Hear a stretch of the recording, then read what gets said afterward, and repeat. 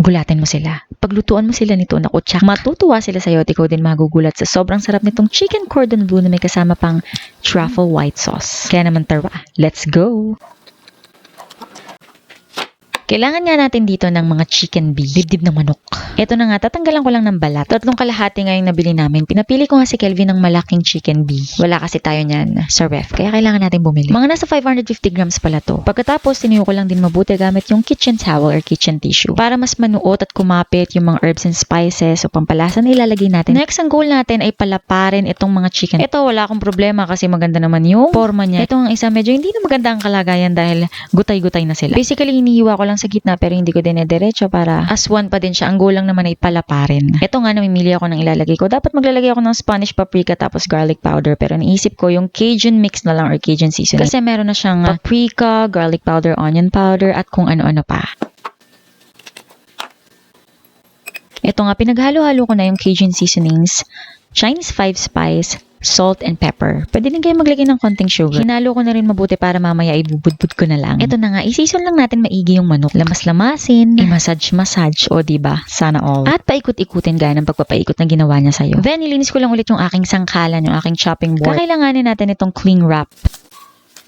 Naglagay ako sa ilalim tapos maglalagay din ako sa ibabaw para pagdidiktikan natin ng manok mamaya. Gagamitin ko pala itong aking meat mallet, meat tenderizer or meat pounder. Gagamitin natin ito pandikdik, pampalambot at pang-flatten ng ating chicken breast. Kung wala kayo nito, don't worry, pwede kayong gumamit ng rolling pin gaya niyan or anything na pwede nyong ipampukpok na hindi naman mababasag. Safety first. Pagkatapos nating dikdikin yan, hindi ko na yan aalisin dyan para dire-diretso na ang paggawa. Meron tayong mga pang-fillings. Sana all. Pwede kayong mamili. Usually, merong ham, cheese, at kung ano-ano pa na gusto nyong ilagay dyan. Next, yung cheese. Napili ko itong squares pero pwede kayong gumamit ng mozzarella o kung anumang mga cheese na gusto nyo, kayong bahala.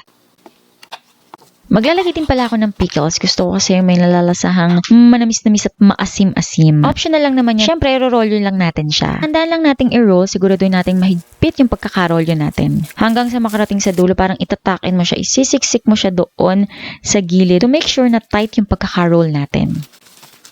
Yung dalawang sides ni-twist ko parang candy para mas maporma ko sila ng maganda at mas maisarap pa. Ayan na lang, sige, pukpok, panggigilan mo lang. Ang goal natin ay mapanipis natin yung chicken breast. Simulan muna natin sa pag-fold ng dalawang sides para sarado siya sa magkabilang gilid. Makakatulong talaga yung cling wrap para mas maganda yung pagbalot mo. Ayan, dire-diretso lang ang paggawa hanggang sa masanay ka na. Pero madali lang naman siyang gawin kahit first timer ka. Tsak, kayang-kaya mo to. Dinamihan ko yung lagay ng pickles dito dahil hindi ko pala nalagyan yung isa. O diba ang ending parang small, medium, large yung kinalabasan ng aking chicken cordon bleu. Hayaan na muna natin yan. Ihanda muna natin yung ating mga pang-coating.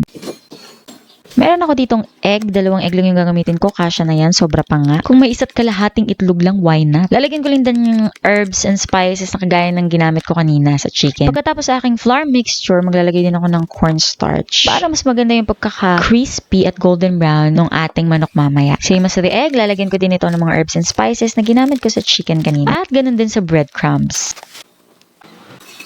O diba, napaka-satisfying. Ang ganda ng pagkakabalot, ang kinis niya. First coating, lalagyan natin itong ating flour mixture. Make sure na mabalot mo siya ng harina sa lahat ng parte. Then, tap the excess. Ang technique pala dito guys, sa paggamit ng ating mga kamay, o diba may technique pa? Para ma-coat yung maigi, kailangan yung kamay na gagamitin nyo sa basa lang yung kamay na gagamitin nyo pang tuyo, sa tuyo lang. Gaya niyan, yung ginamit ko sa pangharina, yan din yung gagamitin ko sa pang breadcrumbs. Pero, ibang kamay yung gagamitin ko doon sa egg. Balutin lang natin ng egg sa lahat ng parte. Pagkatapos, breadcrumbs naman. Gawin lang natin sa lahat ng chicken and I'll be right back.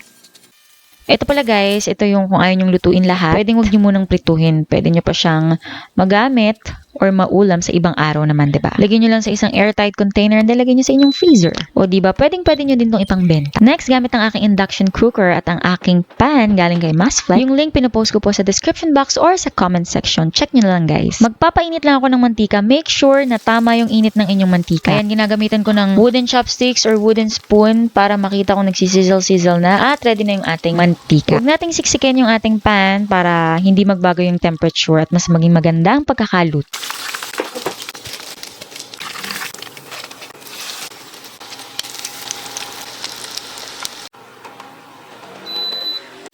Okay, crisp check. O di ba talaga namang nakakatakam? Naku, pwedeng-pwede na yan. Pero syempre, tuturo ko sa inyo kung paano gumawa ng sauce para naman kumpleto ang ating experience dito sa ating chicken cordon bleu. Simpleng-simple lang ang paggawa nito, guys. Pwede nyo din itong gamitin sa mga pasta. Gamit ang aking saucepan, papainitin ko lang. Pagkatapos maglalagay ako ng margarine. Pwede kayong gumamit ng butter, pero ito, budget friendly. Next, maglalagay tayo ng flour, pampalapot. Para sa complete list of ingredients, pinupost ko yan sa description box at sa comment section. Hayaan lang nating maluto. Ako gusto ko na medyo tusta yung flour. Next, maglalagay tayo ng milk. Kung anong gusto nyong milk, pwedeng evaporated, pwedeng fresh milk. Lalagay lang ako ng paunti-unti para mas madali kong mahalo yung flour doon sa milk. Patuloy nyo lang haluin. Medyo bantay tayo dito, guys. Huwag nyong iiwanan. Ihulog nyo lang ng ihulog yung gatas. Again, paunti-unti hanggang sa mapag-mix nyo silang maigi. Alright. And then, maglalagay na ako ng mga pampalasa. Salt and pepper. Maglalagay din ako nitong parmesan cheese pero optional siya. Kung meron kayong cheddar o kung anong cheese ang pwede nyong ilagay dyan, ilagay nyo. Haluin lang maigi. And then, maglalagay ako ng all-purpose cream. Haluin lang at hayaan kumulo. Once na kumulo na siya, mapapansin nyo mas mag-thickened at marireduce yung ating sauce. Kaya naman siya truffle white sauce. Maglalagay ako nitong truffle oil. Ayan, para may twist. Oops, wag kang malungkot. Kahit wala ka nitong truffle oil, pwede mo pa rin itong gawing white sauce. Tanggalin mo na lang yung truffle. Wala na nga lang truffle sa pangalan. Don't worry, masarap pa rin siya. Pero kung meron kayong budget dahil medyo may presyo itong truffle oil, itry nyo. Ang sarap niya talaga, guys. Paborito ko to sa mga pasta. Para mas appetizing, mag-garnish tayo nitong green onions. Ayan, at ready din tayo magkainan.